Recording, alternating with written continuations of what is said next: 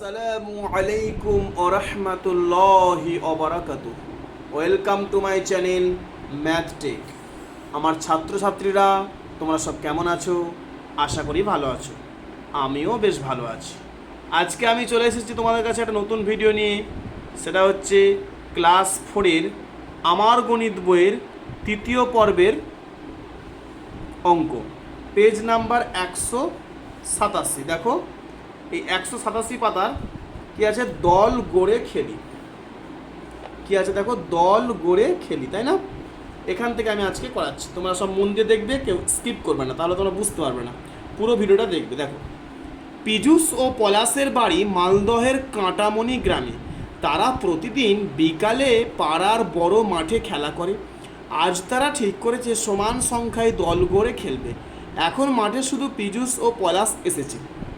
সমান সংখ্যায় দল মানে যদি এক দলে 5 থাকে অন্য দলে 5 জন হবে, এক দলে যদি 9 জন থাকে অন্য দলে 9 জন থাকবে, এরকম ব্যাপার। চলো এরপরে দেখো, আমরা মাত্র 2 জন আছি, সমান সংখ্যায় কীভাবে দল করতে পারি দেখি। দেখো 2কে আমরা কিভাবে ভাঙতে পারি, দেখো 2 1-কে 2, তাই না?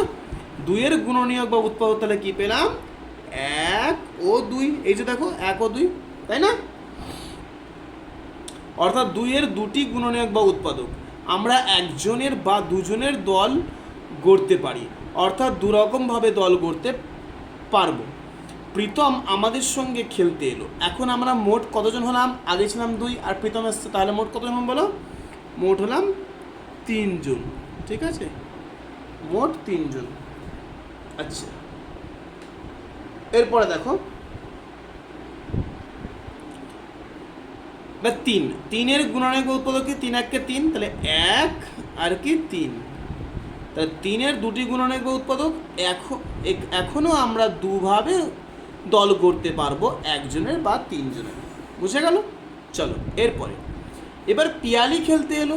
এখন আমরা মোট কতজন হলাম? আগে ছিলাম 3 আর পিয়ালি এসছে, তাহলে হয়ে গেলাম কত? 4। বোঝা গেল? এবার কতগুলো সমান দল হয় দেখি। দেখো 4-এর উৎপাদকটা কেমন হবে? দেখো প্রথম কথা হচ্ছে 4 1-কে 4 আমরা লিখতে পারি কিনা, দেখো 4 1-কে 4, আবার 4-কে ভাঙলে 2 2 4, তাহলে কী পেলাম? 1 2 4। তাহলে কটা গুণনীয়ক হলো? 4-এর 3টি গুণনীয়ক হলো। এরপরে আমরা একজনের, দুজনের অথবা 2 × 2 মানে 4 জনের দল করতে পারি। আমরা তাহলে 3 রকমভাবে সমান সংখ্যক বন্ধুর দল করতে পারি। এরপরে 5, দেখো 5 1-কে 5, আরও একজন বন্ধু আছে, আমরা 5 জন হলাম, 4 আর 1-কে যোগ করলে 5 হয়। এবার কতগুলো সমান দল করতে পারি দেখি। দেখো 5 1-কে 5, তাহলে আবার আমরা সমান সংখ্যায় 2টি দল করতে পারবো, 1টি দল বা 5টি দল। কিন্তু এরকম কেন পাচ্ছি?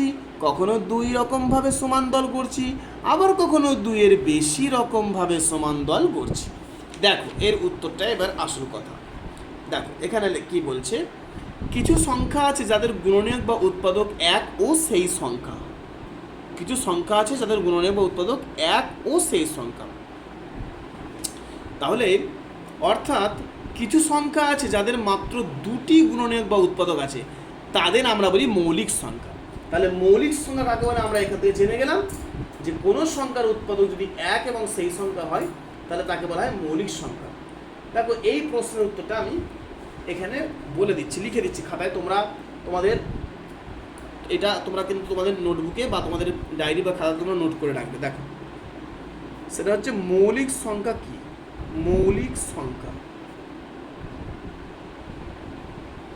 মৌলিক সংখ্যা ব্যাপারটা আমি বলে দিই। তার মানে কাকে বলে মৌলিক সংখ্যা, সংজ্ঞাটা বলছে। তোমরা দেখো, যেসব সংখ্যার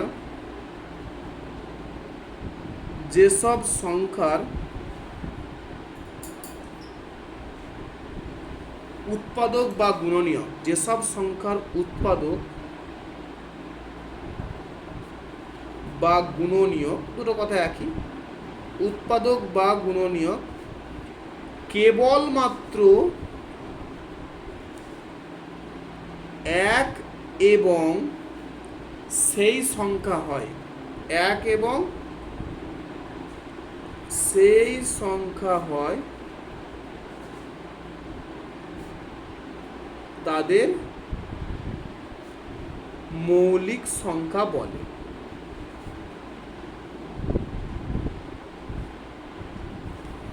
যেমন 2, 3, 5 ইত্যাদি। দেখো এদেরকে ভাঙলে কিন্তু দুটোর বেশি উৎপাদক আমি পাবো না, বুঝা গেল? এটা তোমরা ডায়েরিতে লিখে রাখবে। যেসব সংখ্যার উৎপাদক বা গুণনীয়ক কেবলমাত্র এক এবং সেই সংখ্যা হয় তাদেরকে মৌলিক সংখ্যা বলা হয়। যেমন 2কে ভাঙলে দাও 2 1 কে 2, আর কিন্তু কিছু ভাঙা যাবে না। 3কে 3 1 কে 3, 5কে 5 1 কে 5, বুঝে গেল? এক এবং সেই সংখ্যা। চলো এরপরে দেখো, তাহলে মৌলিক সংখ্যা কটি উৎপাদক? উত্তর হবে 2। সেটা কি কি উৎপাদক? এক আর সেই সংখ্যা। যাদের দুটির বেশি উৎপাদক বা গুণনীয়ক থাকবে তাদেরকে কি বলবো? যেসব সংখ্যার এক ও সেই সংখ্যা ছাড়াও অন্য গুণনীয়ক বা উৎপাদক আছে তাদের যৌগিক সংখ্যা বলে। এটা আমি আর লেখাচ্ছি না, যেমনটা আছে এটাই তোমরা নোট করে নাও ডায়েরিতে। আমি আর যৌগিক সংখ্যাটা লেখাচ্ছি না, খুব সুন্দর বইয়ে লেখা আছে, এটাই তোমরা লিখে নাও। যেসব সংখ্যার এক ও সেই সংখ্যা ছাড়াও অন্য গুণনীয়ক বা উৎপাদক আছে তাদের যৌগিক সংখ্যা বলে। এটা খুব সুন্দর বইয়ে লেখা আছে, বুঝে গেল? অর্থাৎ 2-এর বেশি, যৌগিক সংখ্যা মানেই হচ্ছে 2-এর বেশি উৎপাদক হবে। চলো একটু আমরা দেখে নিই। দেখো, একের গুণনীয়ক বা উৎপাদক এক, কারণ এক এককে এক। একের গুণনীয়ক বা উৎপাদক সংখ্যা একটি, তাই এক মৌলিক সংখ্যাও নয় আবার যৌগিক সংখ্যাও নয়। এই কথাটা কিন্তু আমরা মাথায় রাখবো। আমি এখানে নোট করছি, দেখো এটা অবশ্যই তোমরা মনে রাখবে। কথাটা খুব গুরুত্বপূর্ণ প্রশ্ন, এটা তোমাদের পরীক্ষায় আসতে পারে। এক সংখ্যাটি মৌলিক সংখ্যা নয় আবার যৌগিক সংখ্যাও নয়।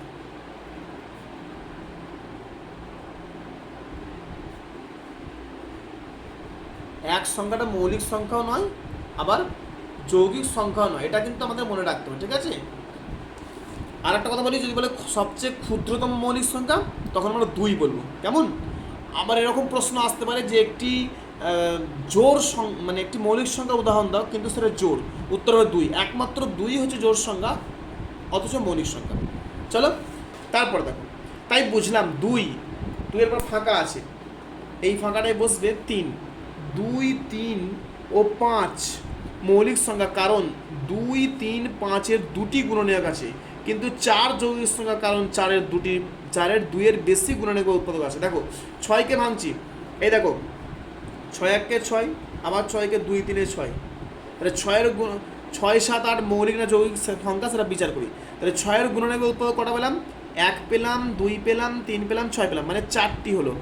তাহলে 6 একটি কি সংখ্যা? অবশ্যই যৌগিক সংখ্যা হবে, ঠিক আছে? এখানেও লিখে দেবো আমরা যৌগিক, উঞ্জয় ঔকা বয়সী ক, যৌগিক সংখ্যা। 8কে ভাঙছে, দেখো এ দেখো 8 1 কে 8, আবার 8কে হচ্ছে 2 4 8, আবার 4কে ভাঙলে 2 2 গুণে 4। তাহলে 8-এর গুণনে কটা পেলাম?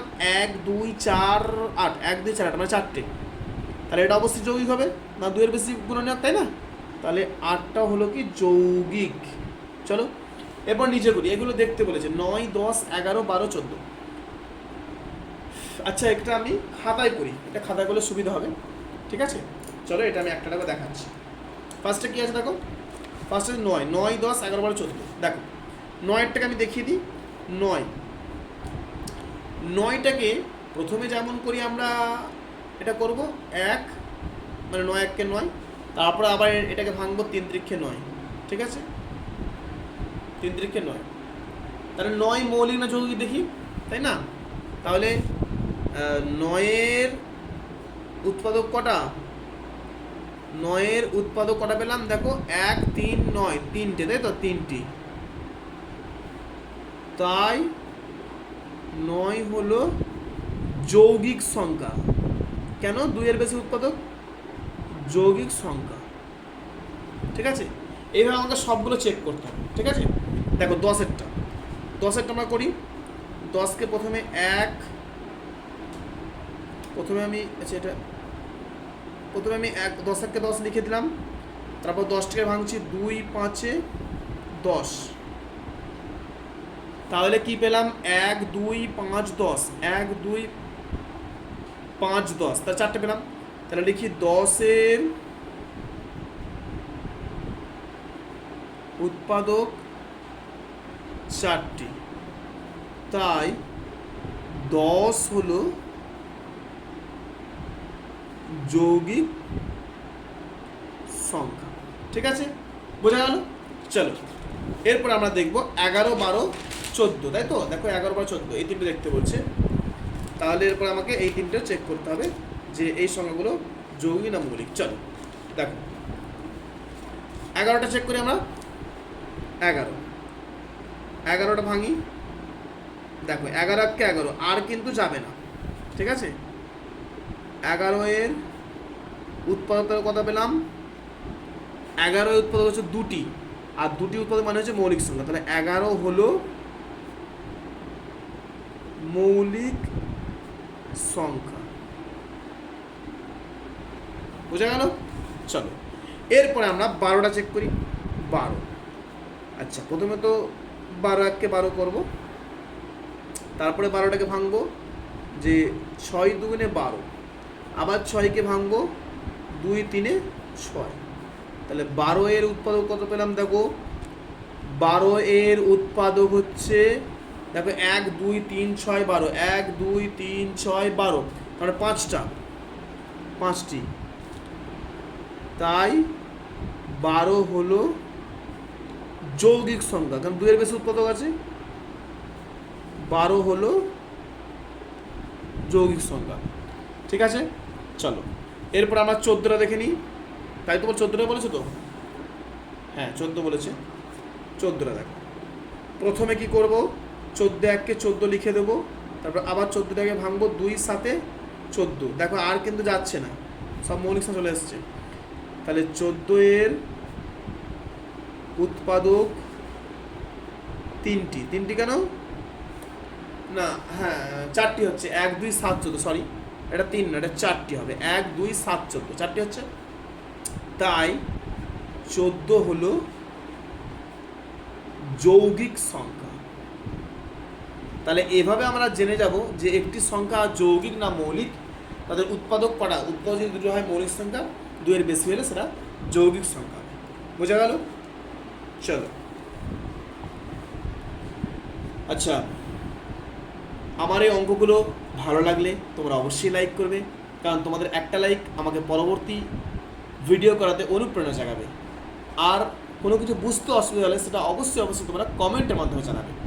আর এই অঙ্কগুলো দেখে যেমন তোমরা উপকৃত হচ্ছ, তোমাদের বন্ধু বান্ধবেরা যেমন যাতে উপকৃত হয়, সেই জন্য বেশি এই ভিডিওটা তোমরা শেয়ার করবে। আর আমাদের চ্যানেলটিকে যারা আগে থেকে সাবস্ক্রাইব করে রেখেছো তাদের জন্য রয়েছে অসংখ্য ধন্যবাদ। যারা এখনও চ্যানেলটিকে সাবস্ক্রাইব করোনি, প্লিজ চ্যানেলটি সাবস্ক্রাইব করে পাশে থাকা বেল আইকনটি প্রেস করে অল নোটিফিকেশন অন করে রাখবে, যাতে আমাদের পরবর্তী ভিডিও সর্বপ্রথমে তোমাদের কাছে পৌঁছে যায়। চলো এরপরে দেখো পেজ নাম্বার 189। পেজ নাম্বার 189 দেখো, হাতে কলমে 1 থেকে 10 পর্যন্ত সংখ্যার গুণিতক গুণনীয়ক খুঁজি ও কোনগুলি মৌলিক সংখ্যা দেখি। আমি একটি 100টি সমান ঘর কাটা বর্গক্ষেত্রাকার কাগজ নিলাম, যার উপরেও পাশে 1 থেকে 10 পর্যন্ত লেখা আছে। দেখো এখানে 1 থেকে 10 আর এখানে 1 থেকে 10 দেওয়া আছে। এবার দেখো এখানে কি করেছে 2 3 4 মানে নামটা করে এগুলো করছি। ঠিক আছে, তাহলে আমরা 2 3 4 এখানে হবে 5 1 5, 6 1 6, 7 1 7, 8 1 8, 9 1 9, 10 1 10, তাই তো নাকি?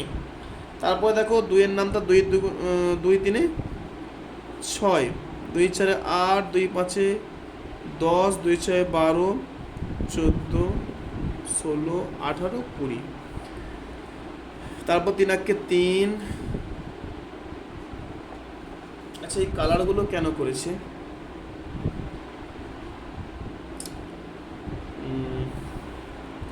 আচ্ছা এটা পরে আমরা করছি। দেখো এদিকে নিচের দিকে কি লেখা আছে দেখি একটু। এই দেখো ছবির মতো লম্বাভাবে 1-এর প্রতি ঘরে সবুজ রং দিলাম। এই যে 1-এর ঘরটাকে সবুজ রং দিয়েছে প্রতি ঘরে। অ্যাকচুয়ালি এগুলো লিখতে হবে। এগুলো লিখলে কি হবে? 1 2 3 4 5 6 7 8 9 10, তাই তো নাকি? এটা হবে। এরপরে 2 4 2 2 4, তারপরে দেখো এটা 5, এটা হচ্ছে 4 2 2 4। আচ্ছা দেখো এটা 3 2 6, এটা 6 হবে, সরি এটা 3 নয়, এটা ভুল হয়ে গেছে, এটা মিস্টেক হয়েছে, এখানটায় হবে এটা 6 হবে। হ্যাঁ, 3 দুগুণে 6, 4 দুগুণে 8। আচ্ছা আচ্ছা, এটা হচ্ছে 5 দুগুণে 10, 6 দুগুণে 12, 7 দুগুণে 14, 8 দুগুণে 16, 9 দুগুণে 18, আর 10 দুগুণে 20। এই নামতাগুলো সব আছে। এবার দেখো 3 3 9, এটা 3-এর নামতা। হ্যাঁ, 4 3 12, 5 3 15, 3 6 18, 3 7 21, 3 8 24, 3 9 27, 3 10 30। আচ্ছা, এগুলো লিখছি না, তোমরা নামতাগুলো লিখতেই পারবে। আচ্ছা চলো, এগুলো আর বেশি আমি লিখছি না, এভাবে সবের নামতা আছে। দেখি এখানে কি বলেছে, দেখো লম্বালম্বিভাবে 1-এর প্রতি ঘরে সবুজ রং দিলাম। দেখো 1-এর প্রতি ঘরে এখানে সবুজ দিয়েছে। লম্বালম্বিভাবে 2-এর শুরু থেকে 1 ঘর অন্তর লাল রং দিলাম। এই যে 1 ঘর অন্তর লাল ঘর দিয়েছে, লাল রং দিয়েছে। লম্বালম্বিভাবে 3-এর শুরু থেকে 2 ঘর অন্তর নীল রং দিলাম। এই যে এরপরে এইভাবে চলছে। ঠিক আছে, এগুলো এইভাবে দিয়েছে। চলো পরের পাতা দেখছি। পেজ নাম্বার 190 চলে এসো, পরের পৃষ্ঠে এসো। ওখানে আর তেমন কিছু দেখার নেই, আমরা এখানে চলে আসি। কি বলছে দেখো, পেজ নাম্বার 190। ছক থেকে 1-এর গুণিতকগুলি পেলাম লম্বালম্বভাবে সবুজ রঙের ঘরে, অর্থাৎ 1 2 3। হ্যাঁ, তার মানে এখানে বলছে কি এই যে 1-এর গুণিতক এই ঘরে পেয়েছে কিনা সেটাই এখানে বলছে। ঠিক আছে, 1 2 3 এভাবে চলছে। 2-এর গুণিতক কী পেলাম, 2 4 6 8, বুঝে গেল, 10 পেলাম। 3-এর গুণিতক কী পেলাম, দেখো 3-এর গুণিতক পেলাম সব কি রঙের ঘরে। 3-এর গুণিতক 3 6 9, এগুলো সব 3-এর গুণিতক হবে।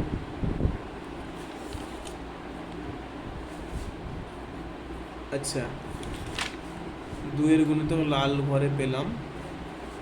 3-এর গুণিতক আমরা এখানে পেলাম, এই যে দেখো এই ঘরে। হ্যাঁ, ঠিক আছে, এই রংটা আমরা লিখে দেবো। ঠিক আছে, যে রংটা বড় কথা নয়, রংটা তো লিখবই, কিন্তু এইখানে 3 6 9 জায়গাটা ছোট, আমি লিখছি না। ঠিক আছে, তো 3 6 9। চলো এরপরে দেখো, আবার ছকের পাশাপাশি 1-এর সারিতে পেলাম সবুজ রঙের ঘরে উৎপাদক বা গুণনায়ক 1। মানে এই ঘরে দেখো উৎপাদক গুণনায়ক 1। ঠিক আছে, প্রথমটাই যেটা এখানে আমি লিখিনি, এটা লিখে নেবে রংটা, রংটা ব্যাপারটা হচ্ছে এই গুণিতকগুলো ব্যাপার। দেখো এইভাবে 2-এর সারিতে সবুজ ও লাল রঙের ঘরে গুণনায়ক বা উৎপাদকগুলি পেলাম কি, 2-এর সারিতে দেখো সবুজ ও লাল রঙের ঘরে গুণনায়ক, সবুজ ও লাল, তার মানে সবুজ আর লাল, এই যে লাল আর সবুজ। ঠিক আছে, 2-এর ঘরে দেখো 2 4, তার মানে দেখো 2-এর উৎপাদক তো 1 ও 2, এই যে দেখো 1 ও 2, 2-এর উৎপাদক। ঠিক আছে, 1 ও 2। হ্যাঁ, 2-এর সারিতে সবুজ ও লাল রং ঘরে, এইভাবে 2-এর সারিতে সবুজ ও লাল রঙের ঘরে গুণনায়ক বা উৎপাদকগুলি পেলাম, সবুজ আর লাল। তাহলে 2-এর সারি, এই যে 2-এর সারি সবুজ আর লাল, 2 আর 4 হচ্ছে, 2 আর 4, তাই তো? না সরি, এটা 1 ও 2 হবে, ভুল হচ্ছে, এটা 1 ও 2 হবে। 2 একটি মৌলিক সংখ্যা, এটা মৌলিক সংখ্যা। 2-এর সারিতে এটা 1 ও 2 হবে, ভুল হচ্ছিল এটা। ঠিক আছে, এটা 1 ও 2 হবে। তারপর দেখো 3-এর সারিতে 1 ও 3 হবে। ঠিক আছে, 3টাও মৌলিক সংখ্যা, এগুলো তো আগেই বলেছি। এরপরে দেখো 4-এর উৎপাদক হচ্ছে 1 হবে, 2 হবে, 4 হবে, এটা অবশ্যই যৌগিক সংখ্যা। ঠিক আছে, এই ঘরটাতেও লিখে দেবো যৌগিক সংখ্যা। 5-এর উৎপাদক 1 আর 5, এটা হবে মৌলিক সংখ্যা, এখানে আমি মৌলিক লিখে দেবো। ঠিক আছে, 6-এর উৎপাদক 1 2 3 6, আগেই করি সেগুলো। 6 একটা তাহলে যৌগিক সংখ্যা, তাহলে আমরা এখানে যৌগিক লিখে দেবো। ঠিক আছে, এইভাবে চলবে। তারপরে 1 থেকে 10-এর মধ্যে মৌলিক সংখ্যা কী কী পেলাম দেখো, 2 পেলাম, 3 পেলাম, 5 পেলাম, 7 পেলাম। 1 থেকে 10 মধ্যে যৌগিক সংখ্যা 4 পেলাম, 6 পেলাম, 8 পেলাম আর 9 পেলাম। এক মৌলিক সংখ্যা বা যৌগিক সংখ্যা কোনোটি নয়, দন্তন্য অন্তস্থ নয়, একটাকে মৌলিক বা যৌগিক কোনোটি ধরা হয় না। নিজে করি এইভাবে নানা রং বা চিহ্ন দিয়ে 1 থেকে 20 পর্যন্ত সংখ্যার মধ্যে মৌলিক সংখ্যা খুঁজি। এটা তো মৌলিক সংখ্যা আমরা খুঁজতে পারবো এখানে। ও দেখো খুব সহজ ব্যাপার, এইভাবে আমরা করতে পারবো, তাই না? 1 থেকে কি 1 হবে, সরি 1 তো মৌলিক নয়, 2 হবে, 3 হবে, 5 হবে, 7 হবে, 9টা হবে না, অতিরিক্ত 9, 10, 11 হবে মৌলিক সংখ্যা, 13 হবে মৌলিক সংখ্যা, 15টা হবে না কারণ 5 থেকে 15, 17টা হবে, আর 18 হবে না, 19 হবে। তাহলে এই কটা হচ্ছে 1 থেকে 20 মৌলিক সংখ্যা। দেখো তোমরা এগুলি হবে, ঠিক আছে, যাদের উৎপাদক কেবলমাত্র 1 এবং সেই সংখ্যা, দুটো উৎপাদক, তার বেশি নেই। এরপরে পৃষ্ঠা নম্বর 191 কী বলছে দেখো, আমি 1 থেকে 100 পর্যন্ত সংখ্যার মধ্যে মৌলিক সংখ্যা খুঁজি। এটা এইভাবে ছকের মাধ্যমে খুঁজেছে। চলো এই ছকটা দেখো এইভাবে করা আছে। আমরা এখানে দেখো প্রথমে 1কে এই দাগ দিয়ে কাটি, এই যে 1কে কেটেছে এই দাগ দিয়ে, হ্যাঁ, 1 মৌলিক সংখ্যা নয়, যৌগিক সংখ্যা নয়, ঠিক আছে। এরপর 2কে গোল দাগ দিয়ে করেছে, ঠিক আছে। এইভাবে পরপর দেখো দেখে যাচ্ছে, ঠিক আছে। আচ্ছা, এভাবে 2-এর গুণিতক বার করছি, তারপর 3-এর গুণিতক দেখো, 3-এর গুণিতক 6, 9, 12 এভাবে আসছে, হ্যাঁ। 4-এর গুণিতকগুলো বা না, তারপরে কী আছে 4-এর দাগের 3-এর ঠিক পরবর্তী সংখ্যা 5, তাকেও করা হয়েছে, এইভাবে চলছে, ঠিক আছে। ওই ছকের সমস্ত গোল, এই যে দাগটা এইভাবে গোল করার সংখ্যাগুলো হলো মৌলিক সংখ্যা। দেখো লক্ষ্য করো, গোল করার সংখ্যা কি সব আমি কি পাচ্ছি, মৌলিক পাচ্ছি, তাই না? যত গোল সংখ্যা সব মৌলিক পাচ্ছি, ঠিক কিনা? দেখো 2, 3, 5, 7 সব মৌলিক কিনা, ঠিক আছে।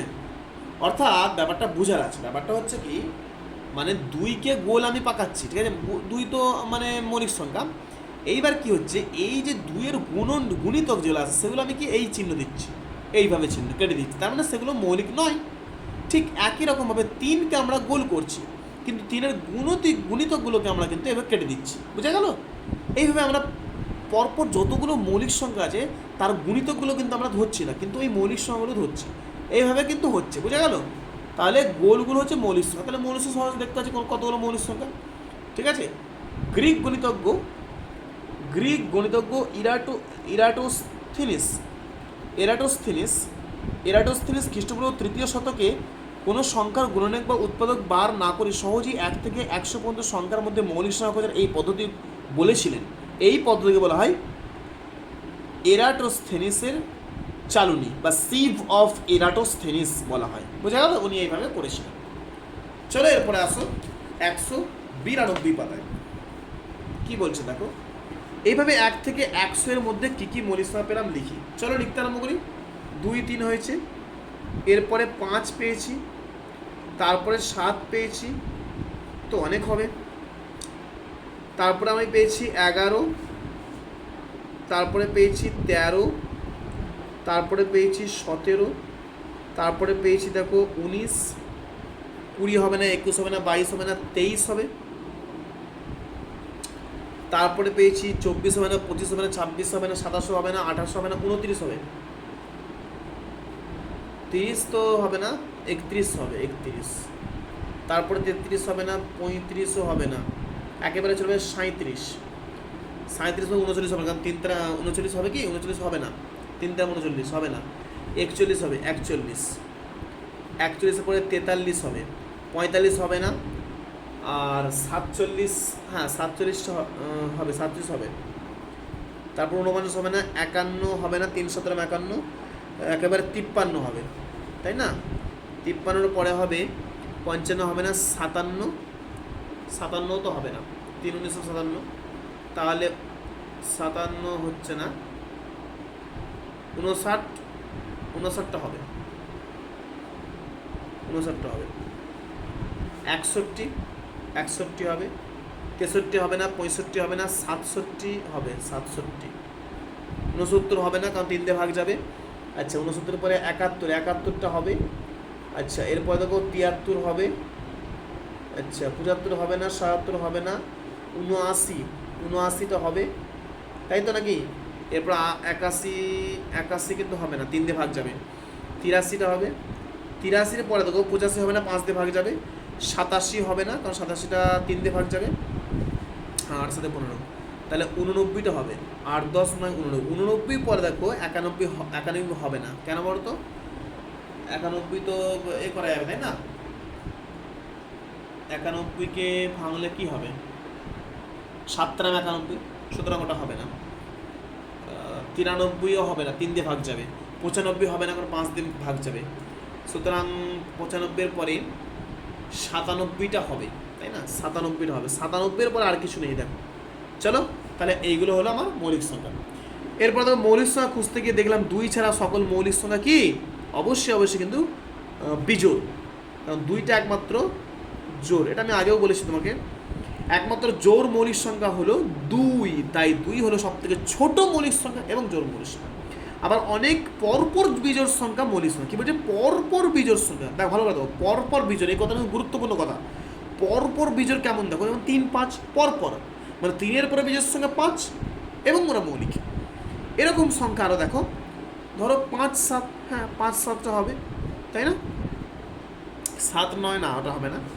পরপর বিজোড় মৌলিক সংখ্যা, তার মানে 7 9 হবে না, 9 11 11 13, এস 11 13, আর দেখো 13 15 15 17 না 17 19, হ্যাঁ 17 19, মানে পরপর বিজোড় এবং ওরা মৌলিক।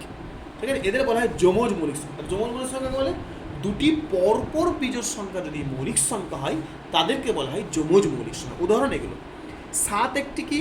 অবশ্যই 7 একটি মৌলিক সংখ্যা তাই না, 7 একটি মৌলিক সংখ্যা। 7-এর পরে মৌলিক সংখ্যা কি? 7-এর পরে মৌলিক সংখ্যা হচ্ছে 9। এটা কি লিখেছে? 7-এর না, সরি 7-এর পরে তো 9 মৌলিক সংখ্যা হবে না, কারণ 9টা তো ভাঙা আছে 3 ত্রিকোণায়। 7-এর পরে মৌলিক সংখ্যা হচ্ছে 11, ঠিক আছে। তবে কি 7 ও 11 যমজ মৌলিক সংখ্যা বলবো? না, 7 11 যমজ মৌলিক সংখ্যা হবে না, কারণ এরা পরপর বিজোড় নয়। 7-এর পরে বিজোড় সংখ্যা 9, কিন্তু 9টা কিন্তু মৌলিক সংখ্যা হচ্ছে না, সুতরাং এটা কিন্তু হবে না। 7 ও 11 যমজ মৌলিক সংখ্যা নয়, এত অ্যান্সার দিয়েছে। কেন দেখো, কারণ 7-এর পরে বিজোড় সংখ্যা কি? 7-এর পরের যে বিজোড় সংখ্যা সেটা হচ্ছে কিন্তু 9, সেটা 9, কিন্তু 9 মৌলিক সংখ্যা নয়। কারণ দেখো 9কে ভাঙছি, 9 1-কে 9 আর 3 3-কে 9, এত ভেঙে যাচ্ছে তাই না, মৌলিক সংখ্যা নয়। তা যদি 7-এর পরের বিজোড় সংখ্যা মৌলিক হতো, তখন 7ও সেই সংখ্যা যমজ মৌলিক সংখ্যা হতো। ক্লিয়ার? পরপর বিজোড় সংখ্যা যদি মৌলিক হয় তবেই তাদেরকে আমরা বলবো যমজ মৌলিক সংখ্যা।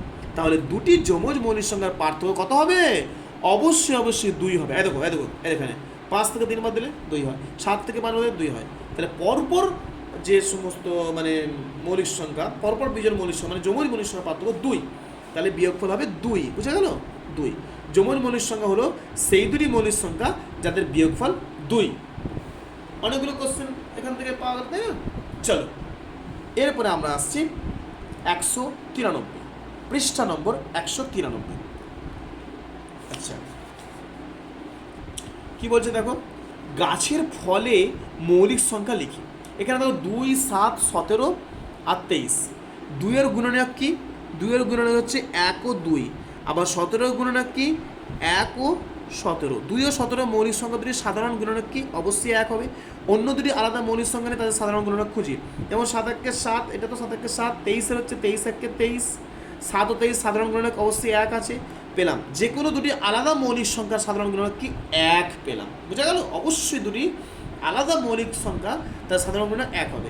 নিজে দুটি আলাদা মৌলিক সংখ্যা নিয়ে সাধারণ গুণনীয়ক খুঁজি। দেখো আমি দিলাম 13, 13 1-কে 13 হচ্ছে, আর এটা মনে করে এখানে 29 নিলাম, 29 1-কে 29, তাই না।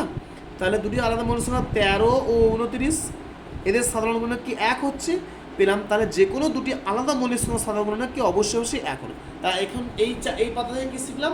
যে কোনো দুটি আলাদা মৌলিক সংখ্যার সাধারণ গুণনীয়ক 1। বোঝা গেল? আজকে এতটাই থাক, ফিরে আসছি পরবর্তী ভিডিও নিয়ে। আমার অঙ্কগুলো ভালো লাগলে অবশ্যই তোমরা লাইক করবে, কারণ একটা লাইক আমাকে পরবর্তী ভিডিও করতে অনুপ্রেরণা জাগাবে। আর কোনো কিছু বুঝতে অসুবিধা হলে অবশ্যই সেটা কমেন্টের মাধ্যমে জানাবে।